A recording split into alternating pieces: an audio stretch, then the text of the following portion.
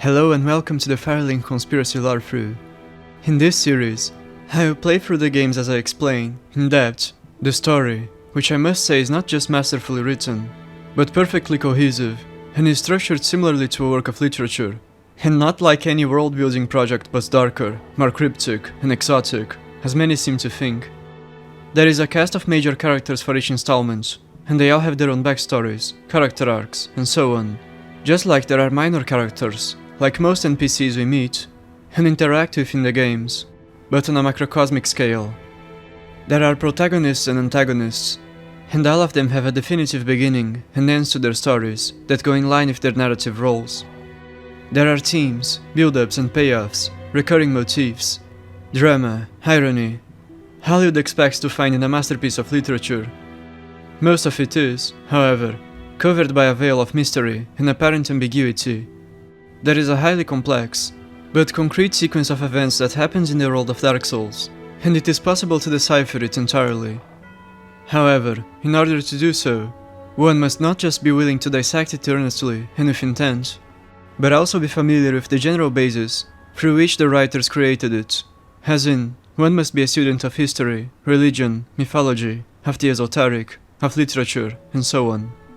Otherwise, there are innumerable failings of communication between the writers and their subjects, since they go out of their way to not just respect his intellect and knowledge, but also to make for him an elaborate jigsaw which he must solve. This lore through serves as supplementary material to the main series of this channel, to the complete lore guides, in which I go over the events of the story in chronological order. You can expect in-depth explanations and trains of thought that will surely elucidate you upon many discoveries I have talked about in the lore guides.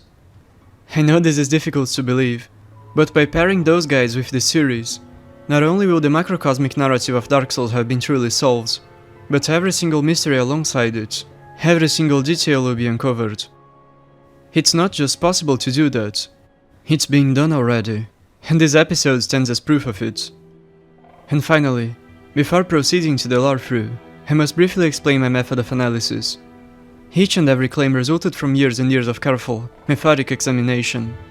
I consider all possible sources of information, from plain text and dialogue to visual design, the placement of items and NPCs, thematic and narrative analysis, references to literature, the names of characters, all of which betray meaning, minor visual details, developer interviews, game mechanics, which are often diegetic, recurring motifs, and so on. I combine them to form a coherent picture in such a way that the blank spaces can be filled not with conjectures, but with informed, logical, and perfectly fitting explanations, so much so that it makes it all seem obvious in retrospect.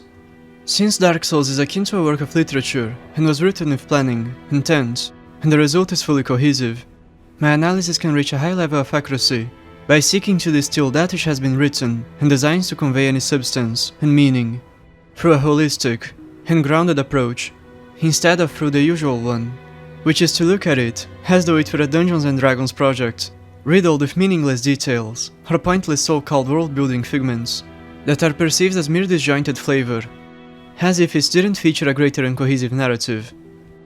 I know how arrogant such declarations seem at first, but rest assured, I mean them sincerely, and I am confident that most who watch this series will understand them and agree with their veracity.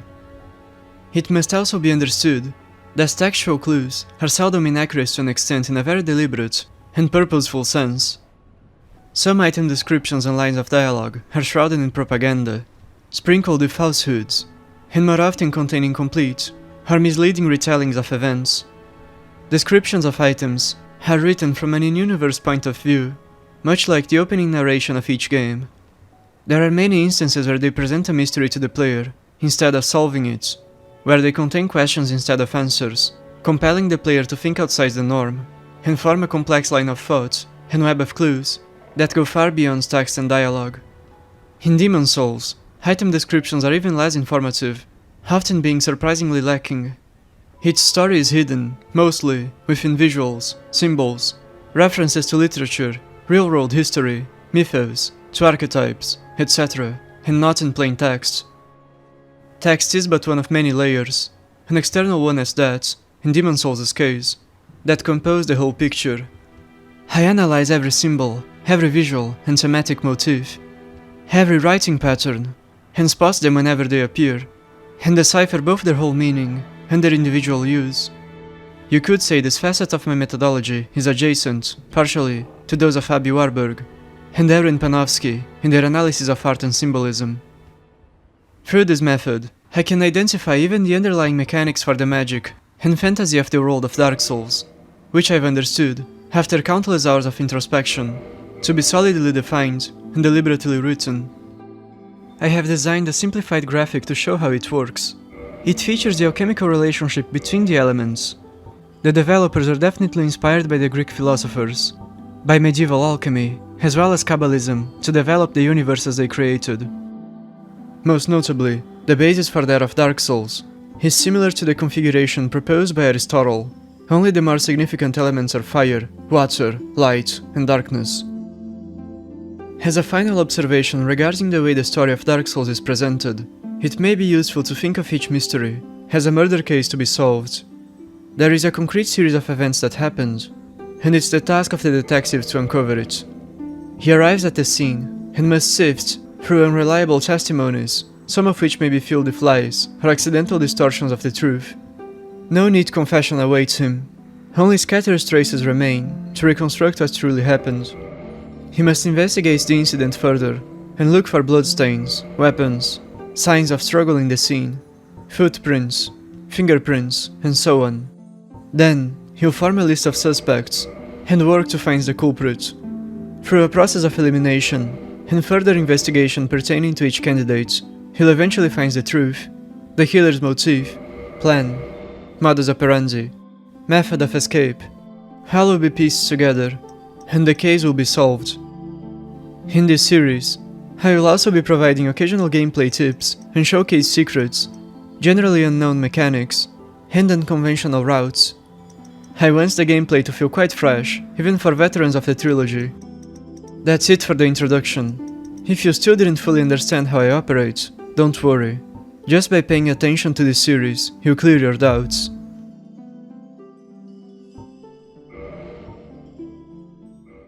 Before the game begins, we are met with an introductory cinematic that tells the history of the world, from its very inception to the times of the Undead Curse. One very important thing to note about this introduction is that while the visuals are objective depictions of events that occurred, the narration is performed by a character who exists in universe, by an old woman who's retelling the legendary genesis of the world, of humanity, and so on. And there are multiple inaccuracies in this mythologized tale. The narration seldom doesn't match what we are shown, and as will be explained, the truth is distorted and concealed for reasons of deliberate historical revisionism, of propaganda, by part of the people who own the means to portray history. As a final note, the opening sequence mirrors that of Demon Souls, which was not just presented as an imperfect tale, being narrated by an in-universe, old woman character, but it has the ambience of a campfire story as well, to make it more obvious. A scene of a campfire is shown as it begins, and as it ends, and the crackling of the fire can be heard. Indeed, even minor details, such as the specific ambience of a specific scene, can have relevance toward the story the game is telling. The cinematic begins by explaining that at first, the world was incomplete, shrouded by fog, with only grey crags, harsh trees, and everlasting dragons inhabiting it. In this unformed state, the world featured only two elements: water, that is, the fog, and darkness. All matter was thus unliving. The concept of life didn't yet exist, which is why the statues of the dragons were everlasting. The dragon is a figure, an archetype that represents many things. Most importantly, it is the whole of the animal kingdom condensed into one whole being, an embodiment of the whole, of nature itself. It is also emblematic of the Philosopher's Stone and the Prima Materia, the primordial chaos from which all is derived. The dragon is a highly dualistic concept that can stand for both enlightenment, for spiritual perfection, and for false enlightenment, for greed and the vulgar, material attachment, for good and for evil, for God and for Satan.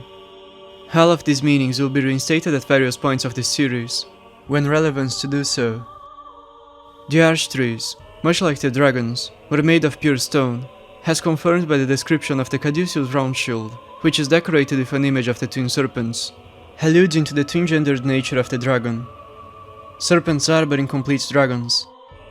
As will be discussed, the world of Dark Souls has a science of its own, and there is an explanation for why the arc trees were converted into wood.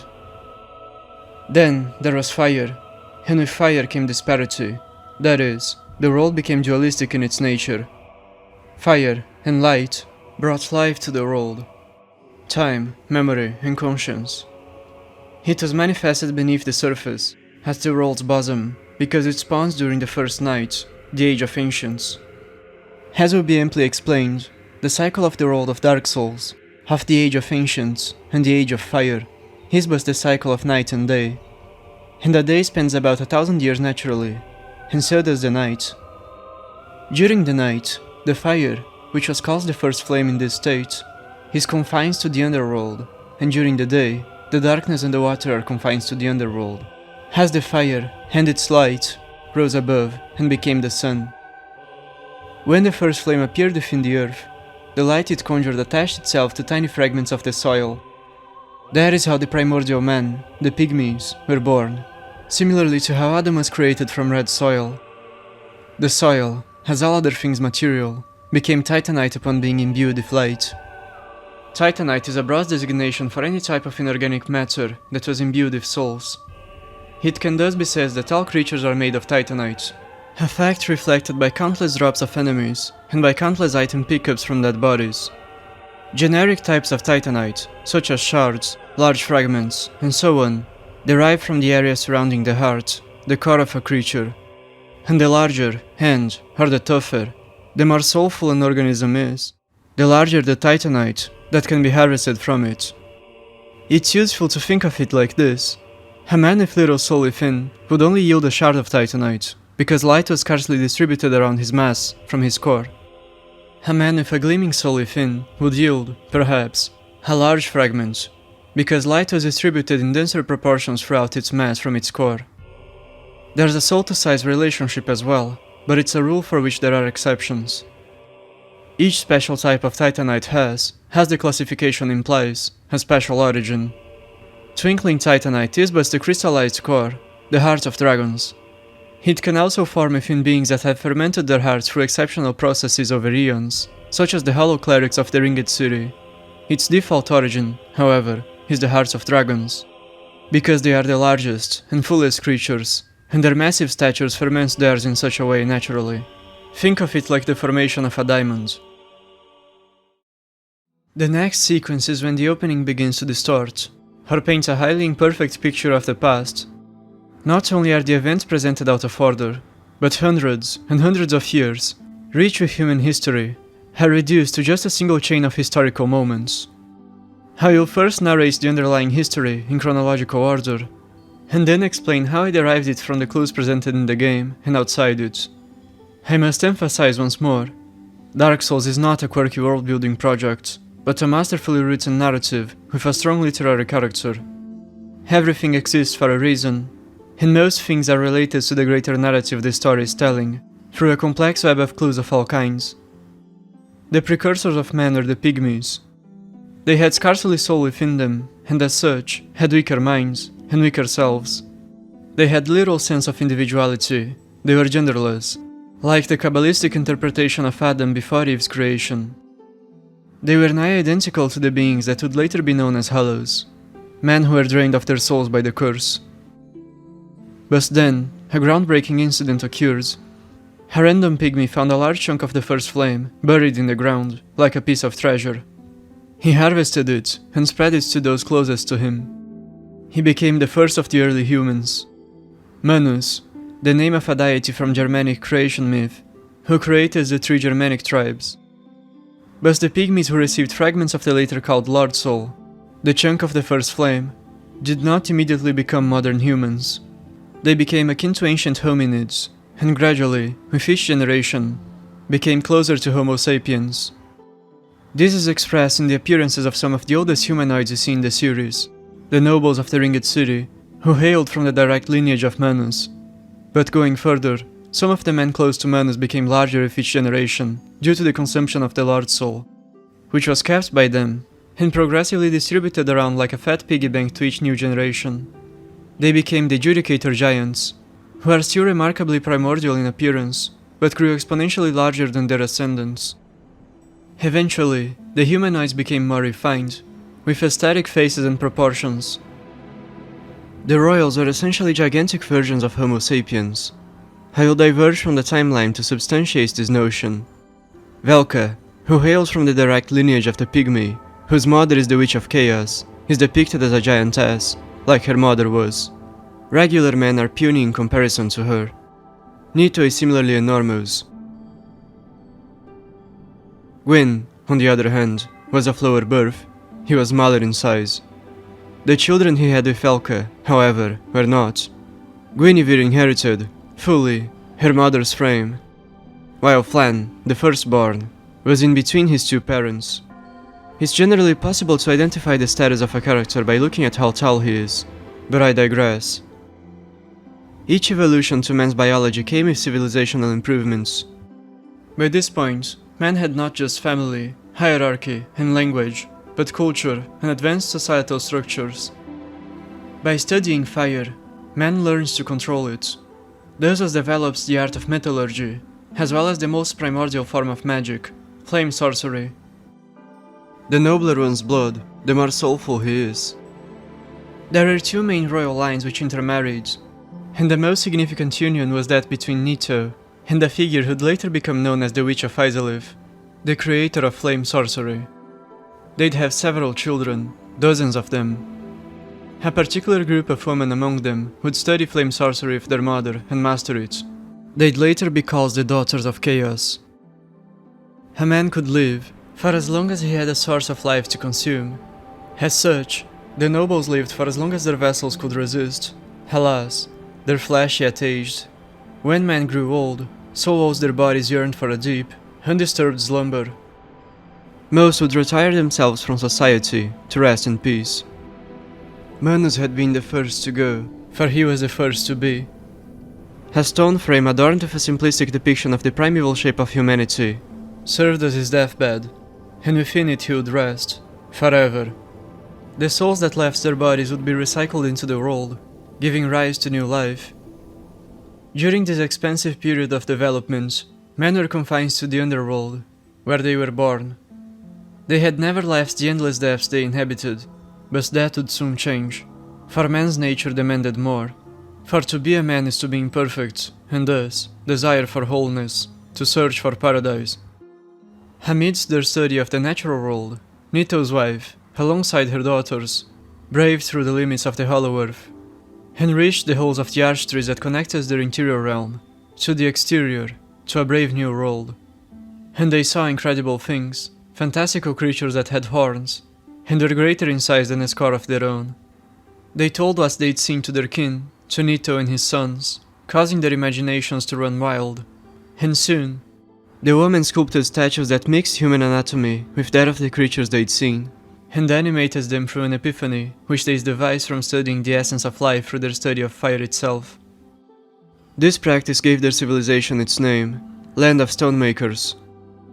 During this epoch, men viewed the dragons with reverence and fascination. They weren't embodiments of evil that merited full extermination, but wonderful, yes dangerous, imperious creatures that ruled the realm above, like gods. Men understood the dragon's horns to be symbols of enlightenment. They sought to become like them. Thus, the fantasy of Nito's wife of creating hybrids. After ruminating tirelessly about the wonders of the unknown, Nito organized an expedition towards the world's surface. He took with him all his male offspring but one, who was too young still, and left, but they'd never return alive. Having lived a life of boundless fertility, and for it he'd been hailed as an allfather, Nito would die, the first to do so. He was killed by the lords of the superior world, by the stone-scaled ancient dragons, alongside the sons who accompanied him, and fought side to side with their father. Their remains were taken back to their homeland, and buried together in a massive, peaceful cave. But they didn't die in vain. Though it took a score of men, they had managed to take down a dragon. Nito's death would reverberate through the human realm. Thus began the plans for retribution, for conquest, for the next great step humanity would take. Plans for a war against the dragons, for karmic justice. Nito's wife, alongside her daughters, would embark on a journey to look for the greatest of treasures, for a new Lord Soul. And they found one hidden in the ground, as their ancestor, Manus, has done before them. They'd employ it as fuel to produce powerful warriors of stone, giants. They'd use the corpse of the dragon Nito and his sons had slain, harvest its Titanite to make enormous humanoid golems, and animate them through the Lord Soul. They'd serve as slaves and warriors. The wife would also go further in her experimentation with life. She'd bring Nito, alongside his kin who's died beside him, back to life. An abomination, an amalgam of bones, some broken, some missing, would rise from death. She was like Victor Frankenstein, and this was her desperate masterpiece. But Nito was not the same man. He met with the deep stillness, with the deepest, dampest darkness. A shadow lingered over him. In his new form, he'd weave death and disease, and he could dive into the penumbra as if he were a haunted spirit. He collaborated with his wife and furthered the plan of revenge. He too embarked on a quest to find a Lord Soul of his own, and that he did, and with it, he'd create an empire of the dead. But there was yet another group of men who were of low birth, quite unremarkable, smaller than their nobler counterparts, less civilized, barbarians who valued might over everything else, who fought with each other and chose a leader based on strength alone. The leader of this clan was Gwyn, son of Havel, and they'd find a Lord Soul as well, and volunteer to fight against man's greatest enemy, against the dragons, in the front lines to prove their worth to their kin of superior status. They deeply admired the dragons as the worthiest of foes, and as such, adorned their armors with horns and wings. Gwyn's chest piece features a figure that looks like a fusion of man and dragon, just like the hybrid statue sculpted by Nito's wife. They worshipped naught but strength, and the dragons were the strongest. They wanted to prove themselves even mightier, by conquering them to merit ruling the surface world, and as they would do. I can now move on to the next part of the cinematic, to discuss the war against the dragons. Then I'll provide a concise explanation as to how I derived this detailed series of events from the myriad clues Dark Souls presents us with, the most crucial of which being present in the cinematic itself. Paralleling the Germanic creation myth once again, man's plan of war involves the union of the three Germanic tribes that descended from Manus. Nito would unleash a miasma of death and disease to weaken the dragons and their arc trees. Then, the wife and her daughters would conjure firestorms, which would utterly ruin the arch trees and take down an ocean of dragons. Upon seeing the destruction of his kin, and realizing they were about to be wholly exterminated, Sif, the Scaleless, an albino, malformed dragon, decided to betray them. He bargained with men, and told them the secrets to the resilience of the Archdragons. Indeed, the scene is the inverse of what it seems at first, due to the mismatched visuals. Sif hadn't yet betrayed the dragons. The massacre caused by the wife was a catalyst for his betrayal. And finally, Gwyn led the final battle, the decisive clash that would define man as the master of the world, as ruler of the surface, of the heavens, once and for all. Gwyn won. He and his men finished off the last Archdragons. Sif had paved the way for Gwyn to devise a method to counter the impenetrable scales of the dragons. He created a new form of magic, which involves the manipulation of light and fire, which are the opposites to water and darkness, the elements from which the dragons derived from at first. Lightning spells. Without Sif's alchemical knowledge, Gwyn's victory may not have been a certainty. Following their victory, men would leave Hades and establish themselves on the world's surface. Gwyn would earn infinite prestige due to his successful campaign. He'd be seen as the emancipator of men, as the bringer of the dawn, as a god in human flesh. He'd be married to the eldest of the royal daughters, Velka, sealing a profound relationship between their clans. And thus began the Age of Fire, a golden age for humanity. So, which clues have I derived just from the cinematic itself, to aid in reaching the elaborate conclusions I have narrated? Firstly, the narrator presents the series of events, out of chronological order, and this is quite easily to observe, since she talks about Manus, whom she calls a furtive pygmy, as though he had been the last man to find the Lord Soul, when, in reality, As confirmed by Miyazaki himself in an interview, he was the very progenitor of humanity. It's also clear to see that his form was precisely the same of those who came from the dark, because he was the first among them to find a Lord Soul, to find Gnosis, and evolve past that rudimentary shape.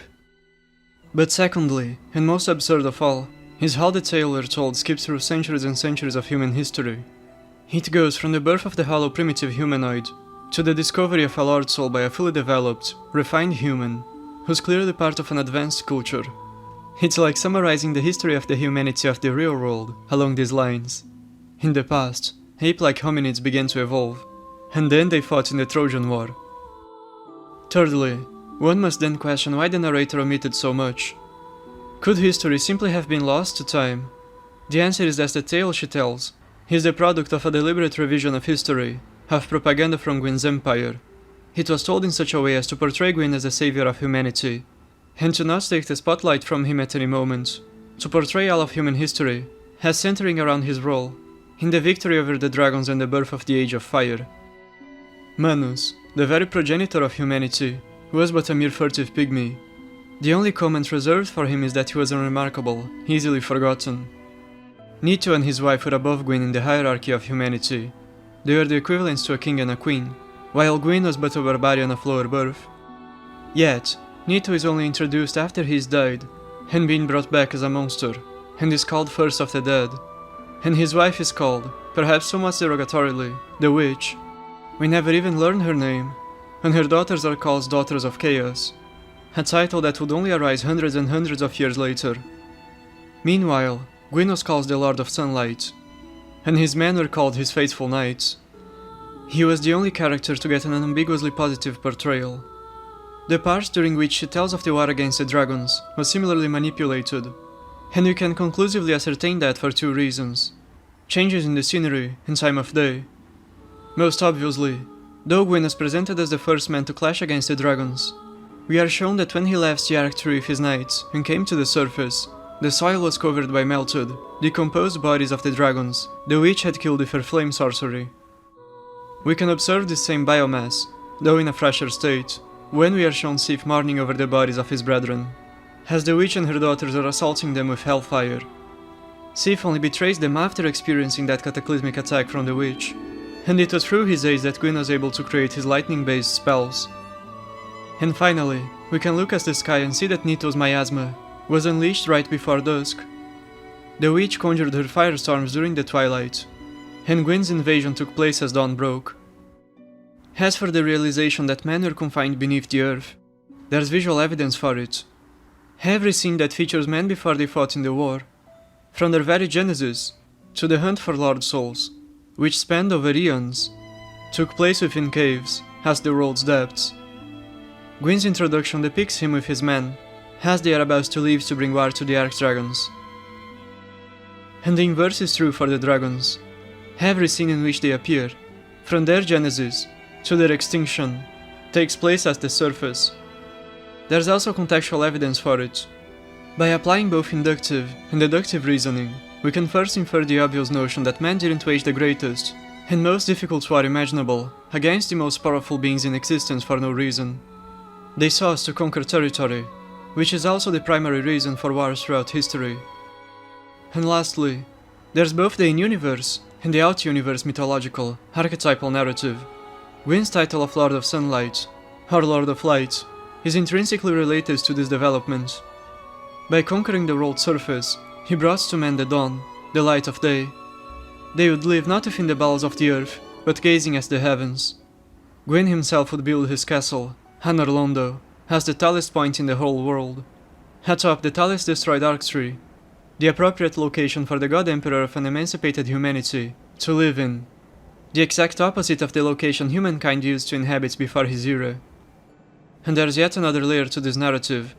As Gwyn's invasion took place during the daybreak, the night, which had lasted 1,000 years, which had been all humanity knew, was supplanted at last, and right as that symbolic event took place, just as the pygmy had brought to men their first great gnosis through the first flame, as it existed beneath the earth, Gwyn brought to men their second great gnosis through the sun, the new form of the first flame, which now inhabits the skies. There are other clues that hint at this discovery, scattered throughout the games. For instance, the descriptions of the weapons and armor of the Ringed Knights from Dark Souls 3, but those will be discussed much later. Gwyn's characterization can also be distilled from recognizing an archetypal writing pattern of From Software. He's like Alant from Demon's Souls, and Godfrey from Elden Ring. They are mighty warriors who value power above all, who merited their crowns through strength, and went on to marry a woman of higher birth and become god emperors, though Godfrey was more like a puppet of Marika. These three characters, Godfrey especially, can be seen as iterations of the civilized barbarian archetype. And Gwyn's admiration for the dragons, the apex species, mirrors that of Godfrey for the beasts he and his barbarian clan faced in the north. And as Gwyn fashioned himself and his men as hybrids of human and dragon, Godfrey too inherited the ways of the beasts and fought like a lion, a bear, a savage berserker.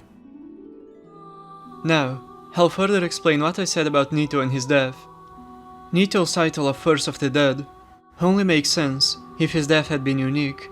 So, did he die of old age? No, there were many older than him. Manus, the progenitor of humanity, being the most obvious example. But these men were not declared dead the same way as Nito. So, what circumstance could have led to a different type of death? Simple. He was the first to be killed, to die involuntarily, so to speak. Before, men would wander into their eternal rest, when they felt the time was proper. And how could Nito have been killed? Did he get assassinated by his fellow men? No, there is no clue to indicate that. No single piece of writing, subtextual, or even inferable hint after careful examination. It was a dragon. The major event we know happened after Nito's noteworthy first death is the Dragon War, and Nito was the first to act in it, the initiator of the whole ordeal. There is an incredibly subtle detail that hints at his violent end. As said before, he is made of countless bones, some of them broken, others missing, and because of that, he limps. Could it be that he died in combat against an overwhelming foe, a creature capable of demolishing even a gigantic warrior as he was, alongside a dozen others that ended up buried beside him? And there's yet another subtle, but narrative hint of his end. Velka would later become known as the goddess of sin and punishment, and most notably, she created the miracle called karmic justice. But the thematic, symbolic, archetypal role of Velka is also present in the character of her mother, later called the Witch of Izalith. She avenged her husband's death by unleashing karmic justice upon the enemies of humanity, and later, she countered Gwyn's first sin, the curse of Undead, with a great sin of her own, the creation of chaos, which will be discussed in depth later in this series. As for how I understood his monstrous body to be composed of both his skeleton and of those of his sons, there are 4 primary reasons, the first of which being that we know he had 7 daughters with his wife, meaning, statistically, he must have had a comparable number of male children as well. And we see that the daughters are always close to their mother, who taught them flame sorcery. It would be fitting for the sons to have been close to their father, who instructed them in the male equivalent of their time, in martial combat. Secondly, Nito and everything else surrounding his character is related to themes of family. This will be elaborated upon in the next episode. As such, it makes thematic sense for Nito to be a twisted amalgam of the bones of a father and his sons, especially since their remains would have been stored close to one another. And thirdly, there's a clear literary basis for Nito's character, and for his wife, later nicknames the Witch. They are the monster and Victor Frankenstein respectively, and Frankenstein's monster was described too, specifically, having been created out of parts of different bodies, and having a natural, extended limbs, precisely like Nito's. Frankenstein is one of the greatest and most influential works of the Western literary canon, which Miyazaki is heavily inspired by. And fourthly, Nito is far from the only unnatural, chimeric, Frankenstein's monster-like being his wife produced.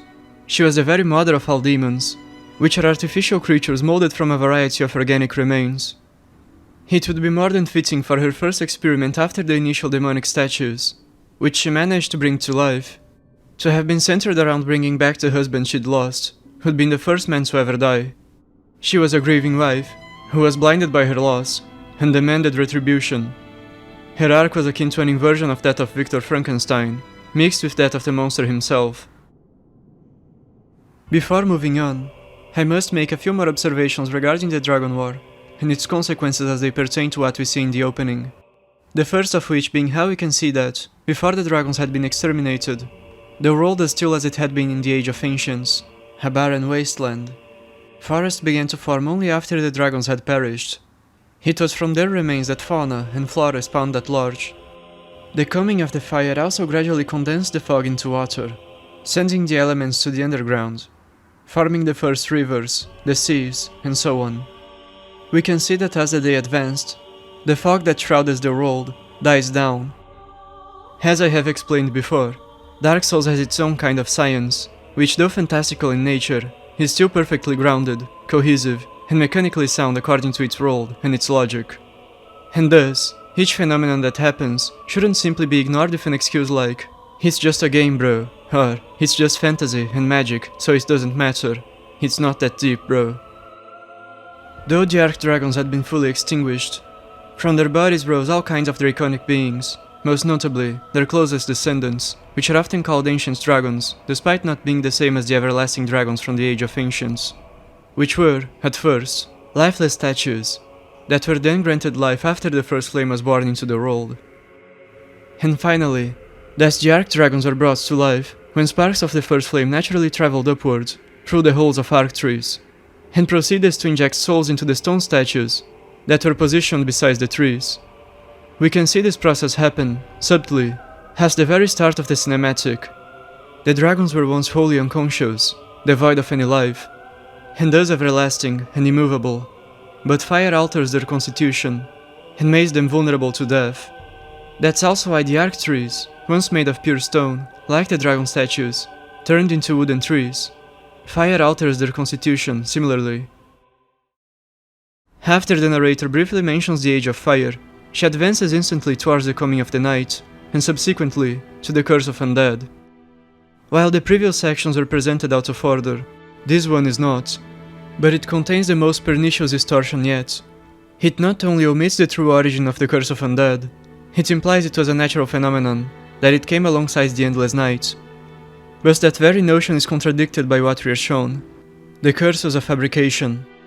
It was commissioned by Gwyn, and the visuals depict a maiden of the Way of White, Anastasia herself, producing an undead by infecting a corpse that had been buried in the graveyard of the place later known as Firelink Shrine, with a spark of contaminated flame, with the dark sign. Ironically, this sequence betrays the true intention behind the creation of the undead curse through its framing. It was created by Gwyn, the Lord of Light, to artificially prolong the Age of Fire, the time of day, and ward off the night, which would lead to the end of his empire. The implied correlation the narrator makes between nightfall and the curse is inverted. The latter was created in response to the former. I'll now talk about the creation of the dark sign, with brevity, to not overextend myself too much on this first episode. I must once again reiterate that if you want to understand the story of Dark Souls in narrated fashion and in chronological order, you should check out my lore guide series, the first episode of which will be remade in the near future, as it is partially outdated. Gwyn knew his empire would end alongside the Age of Fire. Thus the dragons, which had been driven to extinction, would return. For that is the cycle of nature, of life and death, in the macrocosm. And he didn't want to vanquish his power, to accept his metaphorical death. As such, he created the inverse Philosopher's Stone, the Dark Sign, or rather, he commissioned Sif to do so. Then, Gwyn would make an alliance with Nito, the Yang to his Yin, to spread the curse. The Dark Sign is, essentially, a link that binds men's souls to the sun. It drains them to fuel it, and thus prolong its rule over the skies, preventing the night from usurping it. It is spread mainly through death. When an infected person dies, its tainted soul is absorbed by those around him. So, Gwyn's alliance with Nito makes perfect sense. One wished to spread death and further his underworld empire. The other wished to spread the curse and prolong his era while he ruled from the tallest point in the world, thinking himself to be literally and figuratively above any consequence. Furthermore, Gwyn stands for the sun ruling in the skies. Nito stands for the humid's darkness ruling the underworld. They are complementary to one another. More will be said about this subject throughout the series, in the next episode especially, but what's important to note is that Nito is Allfather Lloyd. Or rather, Allfather Lloyd was the divine persona, the alias created for Nito by the Way of White. The Way of White was created by Gwyn to fulfill two purposes: to spread the curse of undead through missions and inquisitions, and to bolster the deific status of Gwyn's family. Nito is Gwyn's father-in-law, and thus a deity of the Way of White. Though his superficial, collateral relationship to Gwyn would later be the scapegoat for a political counter-conspiracy against the institution. He was first referred to as Gwyn's uncle, but later, Velka's agents opportunistically uncovers the truth by questioning their blood ties, denouncing Lloyd as a farce for not being directly related to Gwyn. Nito, as Allfather Lloyd, creates the Lloyd's talismans, items that serve the inverse purpose of the Estus Flask, which heal undead and help them further their goals to fulfill the undead prophecy. The talismans block all healing and allow the undead hunters to dispose of undead with impunity, and they do so by applying a miasma to the target's body, preventing it from absorbing life to heal itself, like a contained version of Nito's miasma of death and disease.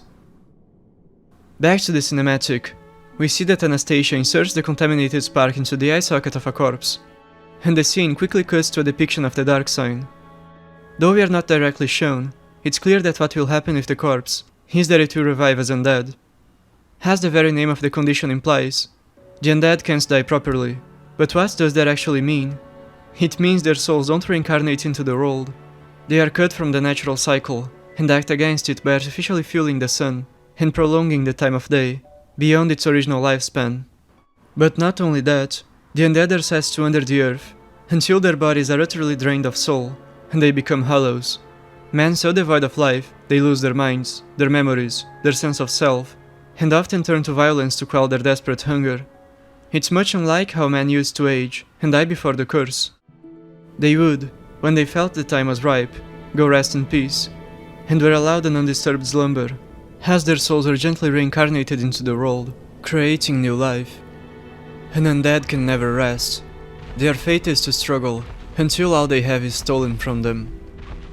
The curse is inspired by a passage from the Book of Revelation, in which the curse of undeath that will occur in the end times is described, quote, "In those days men will seek death, and shall not find it, and shall desire to die, and death shall flee from them."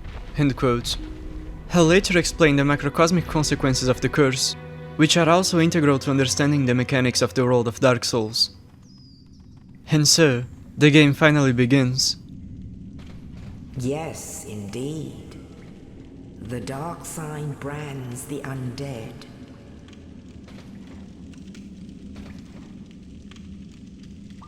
And in this land, the undead are corralled and led to the north.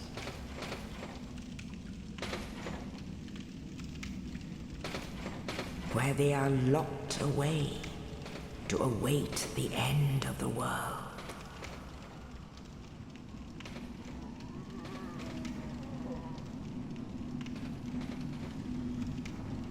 This is your fate.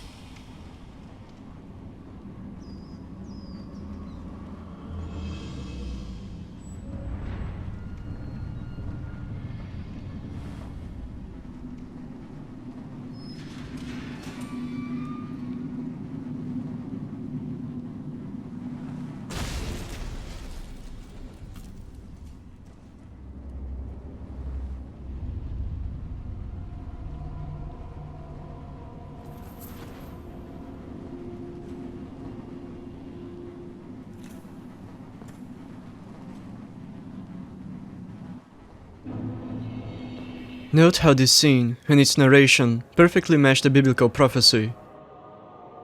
The protagonist's face is initially covered in shadow. We only see he is hollow when he looks up at the sky, as his face is engulfed in gentle light, signifying, with incredible subtlety, that Gwyn, the Lord of Sunlight, is the cause for his plight.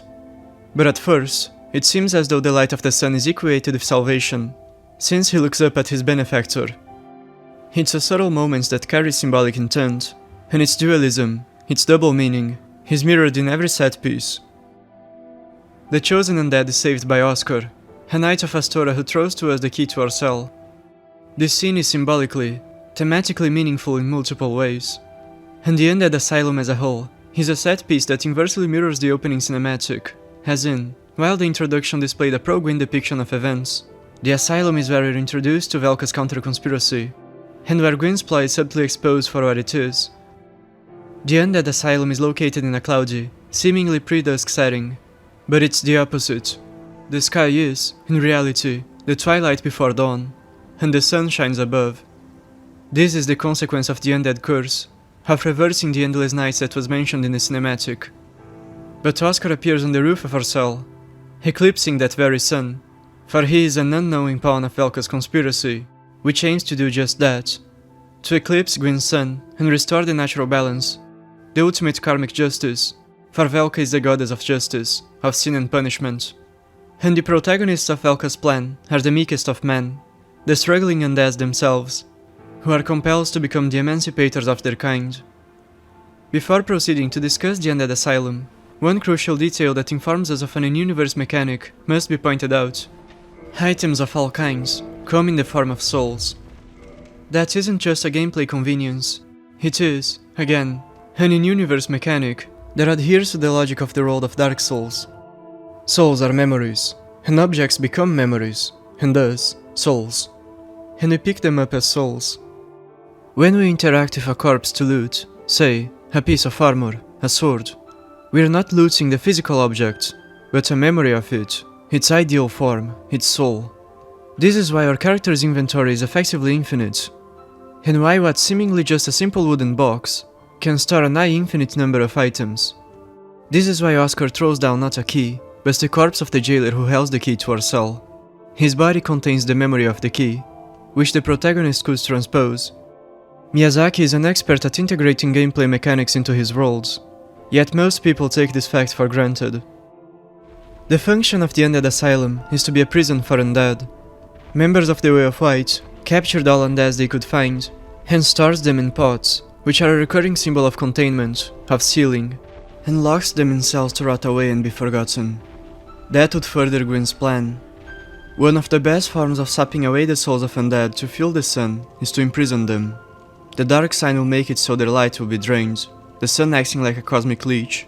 And the warrior, the more apathic and desperate they get, the faster their souls leave them. We can see hollows who appear sad and remorseful, one who worships the light of the sun, one who has his gaze locked onto the fire of a torch, like a caveman who's seen fire for the first time in his life. This all goes in line with the Gnostic theme of Dark Souls. Gwyn is a false god, an antichrist, the demiurge, just like his son. In certain pagan cultures, the sun was seen as both a giver of life and as a taker of life. His demanded sacrifices to be sustained. This notion is expressed literally in Dark Souls. The sun is indeed sustained by human sacrifice, and Gwyn is the chief priest who commands the operation.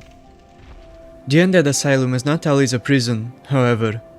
It was once a cathedral of the Way of White. The architectural style makes that clear already, but the symbols it features confirm it beyond any doubt. There's the central symbol of the Way of White, the circle, which represents the sun. There's also a variation of that symbol, a circle with 4 diagonal lines, forming a cross. This symbol may be apotropaic in nature, as in, it communicates that the sun will ward evil away, which is precisely the faith and goal of the Way of White. To end the endless night, to restore the day, to bring forth a new dawn. Thus the name Way of White, the white being the light of dawn, which is exactly what we see illuminating the asylum, and illuminating the very cell the chosen undead is locked within. But that dawn is sinister, and fueled by lies, and that's also what the asylum represents, a church that turned into a hopeless prison for the meekest of men, whose souls are gradually drained to feed a false god. There are also strange statues of dogs before the main gate. The dogs look strangely humanoid, and appear in pain. In Dark Souls, the dog is symbolic of man himself, of man's modest nature, of his struggle. It's the animal emblematic of the meek. The Way of White appeals the most to the meekest, to those close to the curse, to those most affected by it, which makes it even more cruelly insidious. After opening the gate, we can see the asylum demon at the top, waiting to fall upon the chosen undead. He stands above the icon of the sun, Yet another symbolic composition that informs us of the true nature of Gwyn's design. And just below this location, there's a difference demon. It thrones atop piles of skulls. And the floor contains another Son of the Way of White, a second ironic display that signifies the truth of Gwyn's artificial, satanic dawn. The placement of the demons also mirrors that of Gwyn and Nito, as the rulers of the world's top and bottom realms. The Middle Earth is that of the undead, of the meek, of those that must bear the weight of the world, of its sins. Now, logistically speaking, why are the demons in the asylum? Why do they try to stop the chosen undead? The full answer involves a complex explanation of the great sin of Izalith, of its nature and its consequences, as well as a complex explanation of the Firelink conspiracy, the main plot point of the entire saga, which I'll provide throughout the lore through. But for now, I'll say that the witch countered Gwyn's sin with one of her own. She created an artificial sun that was linked to the real one, just like how man's souls are linked to the sun through the dark sign. As such, her interests are, ironically, the same as Gwyn's. She must ensure the Age of Fire is maintained. For if it fades, not only will Gwyn's empire fall, but hers will as well. And the chosen undead is, in reality, Velka's pawn, and his quest, though shrouded in propaganda and deceit as well, aims to mend the first sin and restore balance to the world by enacting karmic justice upon the greatest sinners. And it ends in Christ-like martyrdom. Thus, the reason why the witch ordered many of her demons to scatter through Lordran, to house the chosen undead in his journey. But how did they arrive in this remote location? They did not. When they first got to the asylum itself was connected to the rest of Lordran. The Stray and the Asylum Demon came alongside the others who invaded the burg and parish. More will be said about this in a bit. Now's the perfect moment to redirect the explanation to Oscar. The Asylum Demon, who roamed above, found Oscar and knocked him down through the roof of the building. Though Oscar was about to die, he still had his Estus flasks. He didn't drink them because he was, in actuality, relieved to pass on the torch to the player character and perish at last. His quest had been a burden to him, as it will be to the chosen undead. Oh, you. You're no hollow. Thank goodness. I'm done for, I'm afraid. I'll die soon, then lose my sanity. I wish to ask something of you. You and I, we're both undead. Hear me out, will you? Regrettably, I have failed in my mission, but perhaps you can keep the torch lit. There is an old saying in my family, "Thou who art undead art chosen, and thine exodus from the Undead Asylum maketh pilgrimage to the land of ancient lords. When thou ringeth the bell of awakening, the fate of the undead thou shalt know." Well, now you know. And I can die with hope in my heart. Oh, one more thing. Here, take this. An Estus flask. An undead favorite. Oh, and this. Now I must bid farewell. I would hate to harm you after death. So go now, and thank you. The undead prophecy which he preaches to the protagonist is but a fabrication of Velka. Just like Gwyn dabbled in religion to manipulate the masses, so did Velka by creating the prophecy of a chosen one. This is how Dark Souls handles the greatest fantasy trope of all. It subverts it.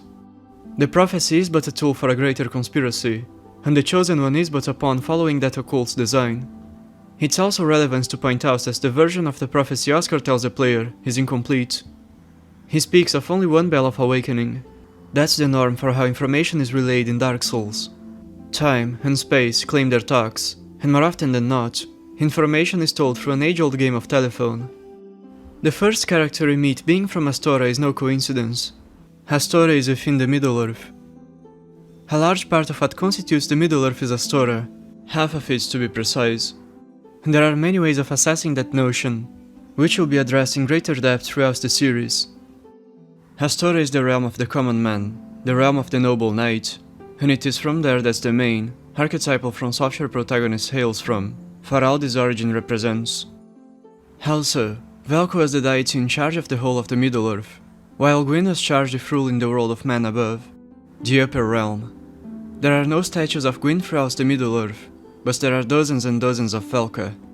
She stands for the common man, for the meek who are sandwiched between oppressors. Before moving on, I must point out that, once again, there is precedent for this configuration. In Demon Souls, there are also 3 realms. The lower realm, which was hellish, and home to a people who'd been enslaved and generally oppressed throughout history. The Middle-earth, which was home to the archetypal knights and soldiers, and to most common folk, and the Highlands, which were home to aristocrats who ran the world and held control over religion. This setup mirrors the one present in Dark Souls, nearly 1-to-1. After inheriting Oscar's will, the chosen undead faces the Asylum demon once again, but this time, he's the one who can strike from above. He's the one who inherits the skies. He is the knight, the martyrial warrior with a sanctifying duty to fulfill, the chosen one. And the demon is the first dragon he will slay, in the archetypal sense. Only, there is no damsel to save.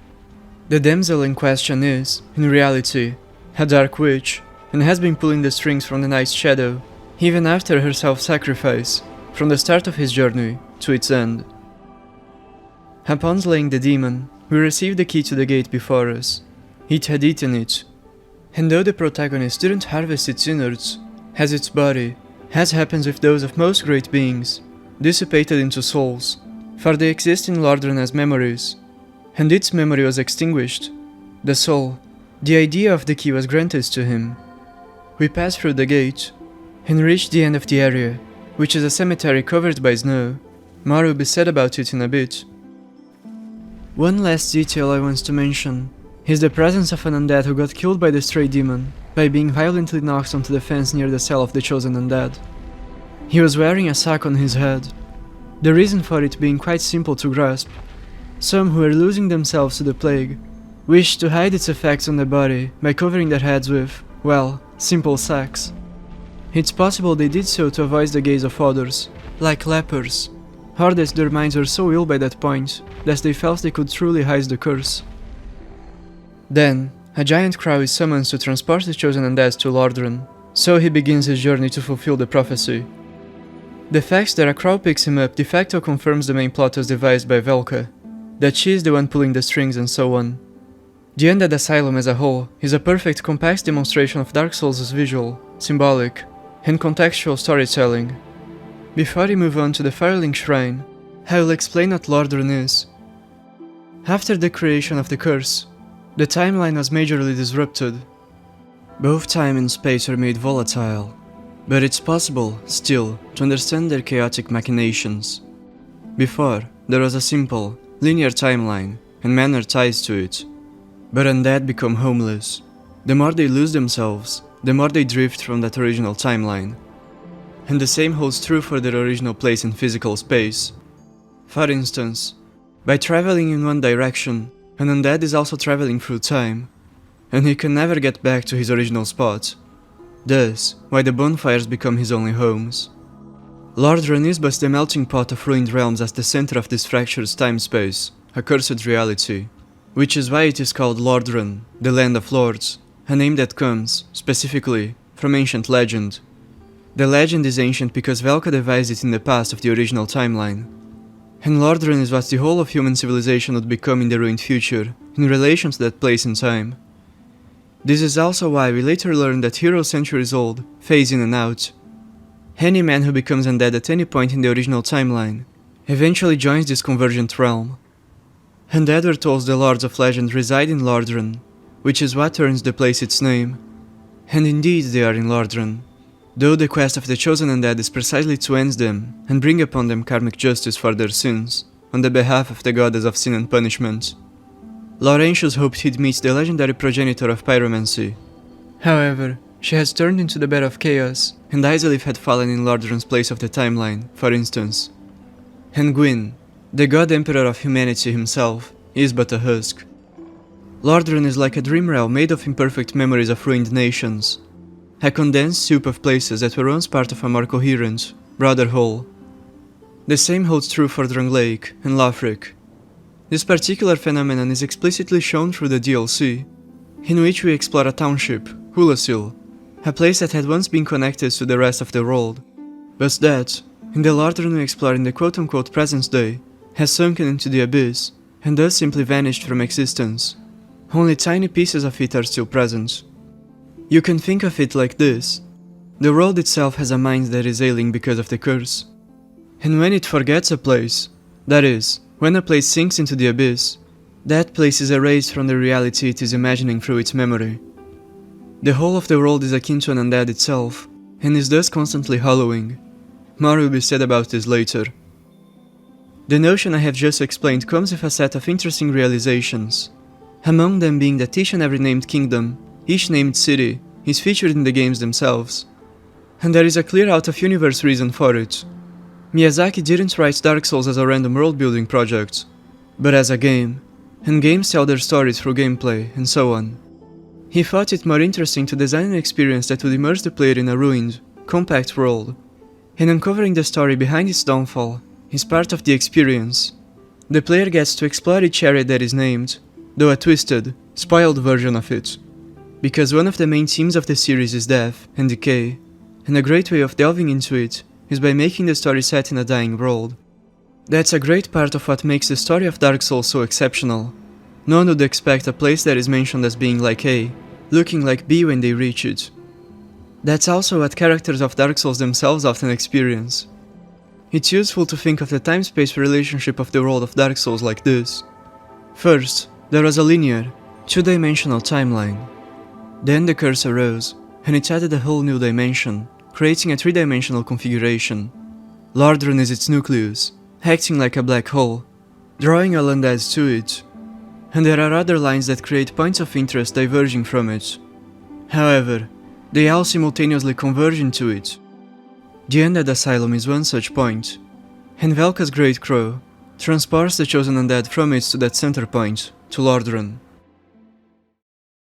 The Firelink Shrine is one of, if not the most significant area in the entire series, but to understand why that's the case, one must understand the core of the narrative of the trilogy, the Firelink Conspiracy. Note the Velka-related themes and visual motifs of water, darkness, punishment of sin, motherhood in relationship to, and emancipation of the meek, rogue conspiracy, melancholy, death, and simultaneously rest, and stillness, and crows, Velka's animal. As previously explained, Gwyn created the Undead Curse to prolong the Age of Fire. It broke the cycle of nature, the wheel of life, by seizing both reincarnation in the microcosm, forcing man to rot alive in undeath, and by stagnating the day in the macrocosm, forcing the worlds to rot alive in a cosmic undeath. Also, his empire would last for eternity, as would his life, he thought. Velka, however, was his opposite.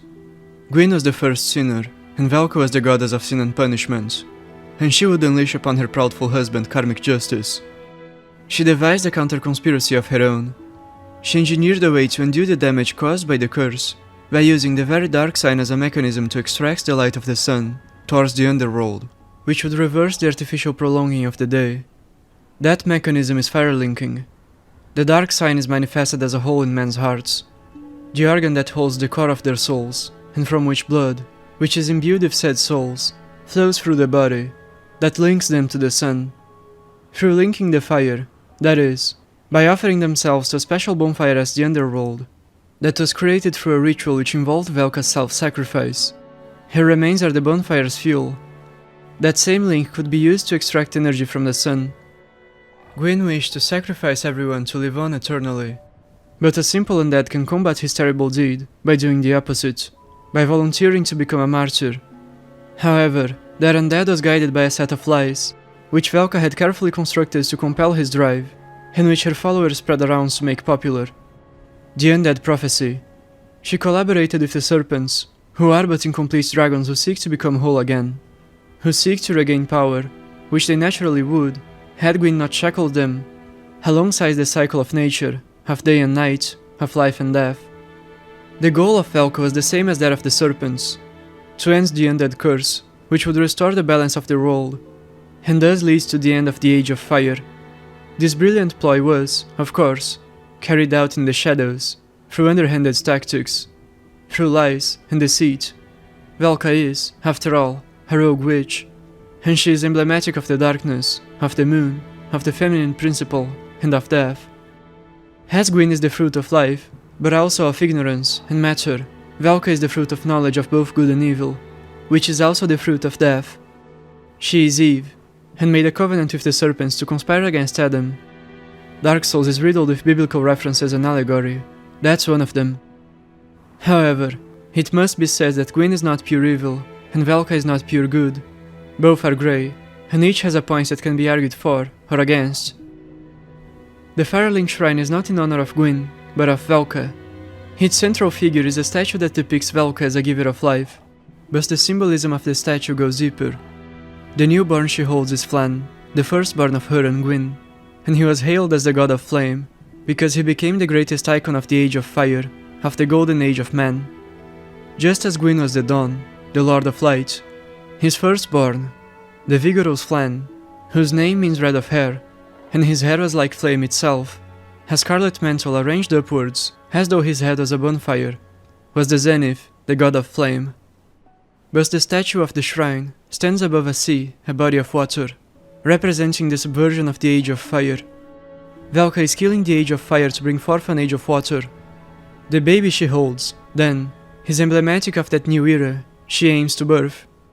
It's recontextualized as a symbol of abortion, filicide, which fits her Lilithian aspect, of death, and ultimately, of rebirth. She is a Grim Reaper, a dark, subversive witch. Her goal is to eradicate humanity, to bring universal death to it, so it can start anew, and be reborn cleansed of the original sin which taints it, the water being a symbol of baptism as well.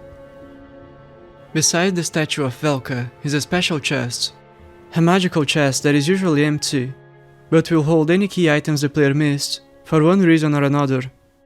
A clue as to the statue's identity, for Velka is the mother of the forlorn, and thus remembers what had been forgotten both in the microcosm, as in, by retrieving lost objects, and in the macrocosm, as in, helping the meek, the homeless masses of undead, with no place to call their own, who were forgotten by the world, and who forgot even their own selves, and the serpents, who were confined to the world's depths like men were before the dawn, and were shackled with no hope of ascension because of the curse, and so on. However, the logistical explanation for the mechanism is that the chosen undead is being supervised, secretly, by Velka's agents, and they are the ones who retrieve the key items and place them in that chest whenever the player isn't there. There's no actual magic taking place, that too is a facade, which is quite symbolic of the modus operandi of both Velka and her opposite. Velka's followers are also the ones who built and scattered the myriad bonfires that serve as homes to the homeless undead. There's also a trapdoor facing the statue of Velka that is connected to the dark depths, and from it, a black serpent will rise. That is yet another symbolic element of the scenery that denotes the conspiracy. Below the shrine is Anastasia. She was once a maiden of the Way of White, who spreads the curse of undead by contaminating corpses with the dark sign. As punishment, agents of Velka captured her, cut her tongue as to not allow her to lie, and to represent her deceitful nature, a karmic punishment, the likes of which are amply featured in every game by From Software, since Demon's Souls. It's a recurring writing pattern for sinners to receive appropriate, symbolic punishments. They also jailed her, and forced her to work to revert her grievous sin. Instead of spreading the curse, she would now aid in its destruction by becoming a firekeeper, one who serves the Firelink conspiracy.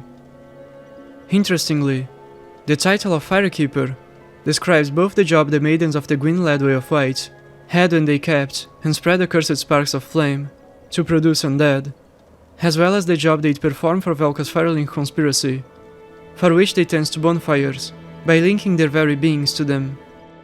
One must also notice a trend. Gwyn's operation centers around sacrificing others. Velka's centers around self-sacrifice. But, in reality, the inverse is also true. Each does one in the microcosm, and the other in the macrocosm. Perched atop the ruined building is Velka's giant crow. It is perhaps the main symbol of the Firelink shrine, denoting its true nature. But its presence also hints at a very interesting truth. The shrine is a continuation of the Undead Asylum. To say it better, the Undead Asylum was once part of this area, The asylum ends in a graveyard, and going past the giant crow, we reach the same graveyard, only it isn't covered by snow, and it isn't in that isolated location of space-time, in which a cold, cloudy, sinister twilight of dawn reigns. After the endless night, a time of supreme coldness and dark had been sent away by the Way of White. Furthermore, there's a crow's nest beside the graveyard section of the asylum, beneath in height to the peak, and as the shrine, there's also a crow's nest beside it, only it's located atop a set of stairs. As is above, so is below. Invisibility as a concept is also connected to Velka, and Snuggly, the crow, is invisible.